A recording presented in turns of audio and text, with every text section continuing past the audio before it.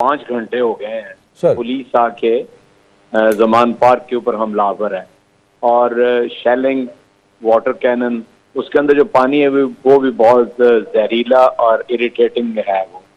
इसलिए मैं समझता हूँ कि लाठी चार्ज ये सारी चीजें आजमा ली हैं पुलिस ने और सर पीटीआई के कारकुनान भी हैं और उनके पास जो वारंट हैं उसमें टेक्निकल गलतियां मौजूद हैं। इसीलिए हमने अदालत से रजू किया था। अदालत ने सुबह के लिए उसको सुनने का कहा है। इसलिए मैं समझता हूँ कोई ऐसी इमरजेंसी नहीं है कि यहाँ पर ये कुछ तो खून करें।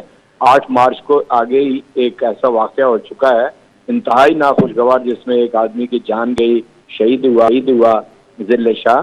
इसलिए पुलिस का रवैया मेरी समझ से तो बालासार है कि क्यों ऐसा कर रहे हैं, क्यों इतनी फोर्स जो है वो यूज कर रहे हैं। पाकिस्तान के अंदर जो क्या लॉ एंड ऑर्डर की सिचुएशन बहुत अच्छी हो गई है, क्या दहशतगर्दों के ऊपर इन्होंने पूरा काबू पा लिया है, क्या जराइम पेशा लोग जो हैं वो सारे पुलिस ने काबू कर रही हैं।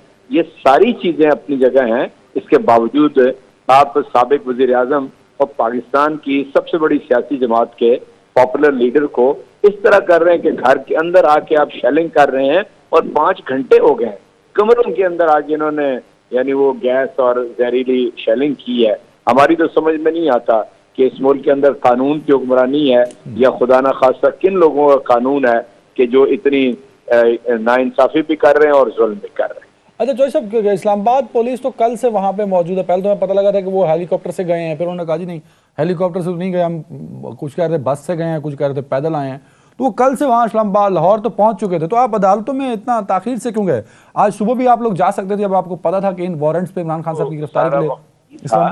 और उनसे हमने बातचीत करने की कोशिश की है और उन्होंने कहा है कि हमारे वकला को आने दें। वो किसी को आने भी नहीं दे रहे, जाने भी नहीं दे रहे। यानी बिल्कुल नाटका जैसे बंद किया होता है चारों तरफ से।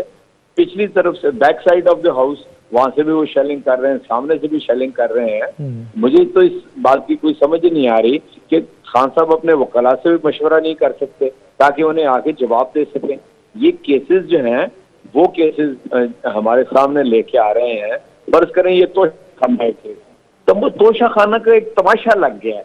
और जितना क्राइम पीडीएम के अंदर शामिल जमातों ने जब वो हुकूमतों में थी वो किया है मीडिया के जरिए सामने आ गया है। लाहौर हाई कोर्ट के अंदर उसकी तफसीलात सामने आ गई हैं। तो एक तमाशा ही है ना जी। मुझे ये बताइए कि इसमें कहाँ इंसाफ का तकाजा है कि एक शख्स जिसका केस बिल्कुल सीधा है, उसने कोई तोशा खाना से अगर चीज खरीदी है उसे डिक्लेयर किया है, अपने डिक्लेयर्ड जो उसके असासे हैं उसके अंदर उसे शामिल किया है, उसका टैक्स अदा किया है। Sir very right. यहाँ तो जो इस मुल्क के अंदर पिछले 40 साल के अंदर हो चुका है वो तो नाकाबिले फहम है। जरा उसको देख लें और इस कानूनी ट्रांजैक्शन को देख लें। Very right choice. अब क्योंकि आपके पास टाइम कम है, 2 सवाल पूछना चाहूंगा आपको। क्यों आपसे आप you are there in Zaman park भी आप गए, वहां इमरान खान साहब से मिले। सिचुएशन क्या है? क्या आपको लगता है कि आज ये पुलिस रेंजर्स और इस्लामाबाद पुलिस, पंजाब पुलिस दोनों मिलकर क्या आज खान साहब को गिरफ्तार कर पाएंगी या आज भी कोई नाकाम लौटेंगी? सर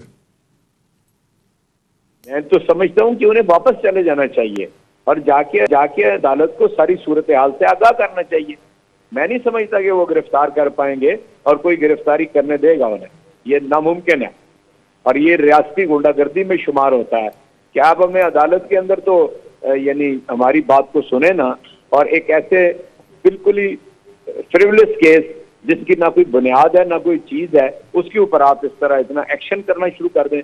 मेरी तो नहीं समझ में आता कि ये कैसी बात है।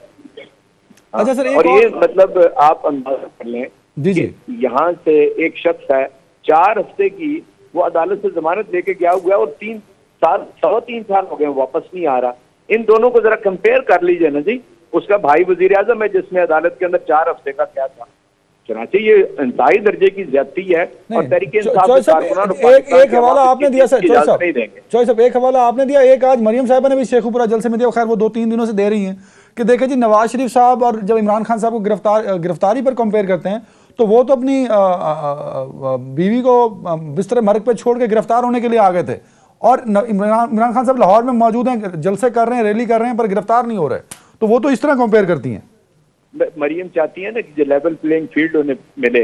उन्हें क्या है कि अब्बा जान को पाकिस्तान बुलवा लें और वो तो मुजरिम है, वो तो अदालत के नतीजे में सजा याफ्ता है। इमरान खान का और उसका क्या मुकाबला आपस के अंदर? बुलवा लें तो लेवल प्लेइंग फील्ड होगी। जब वो जेल जाएगा तो फिर हम भी सोचेंगे कि इमरान खान की गिरफ्तारी देनी है कि नहीं देनी। Very right, very right. Chaudhry साहब बहुत शुक्रिया। मुफ्ती साहब over to you sir. Imran Khan साहब की गिरफ्तारी होनी चाहिए, आप कहते हैं कि जी कमेंट कर लें आप। मैं समझता हूँ वो आज गिरफ्तार हो जाएंगे, ये कितनी बड़ी बात नहीं है। लेकिन मुझे जो अफसोस हुआ वो एजाज चौधरी साहब की बातों से हुआ कि वो लोग जो सारी उम्र रूल ऑफ लॉ की बात करते हैं, आज वो रूल ऑफ लॉ की बात नहीं करते। ये ठीक है कि पुलिस को समझाया जाए कि आप हिकमत से काम लो, लेकिन इमरान खान को भी समझाने की जरूरत तो है ना कि आप लोगों को नहीं जमा करो, कानून के सामने सरेंडर हो जाओ। देखो हम मुख्तलिफ ख्याल लोग हैं, हमारी अपनी अपनी सूबे हैं, जमातें हैं, जबानें हैं, हमें ये कानून इकट्ठा कर लेता है।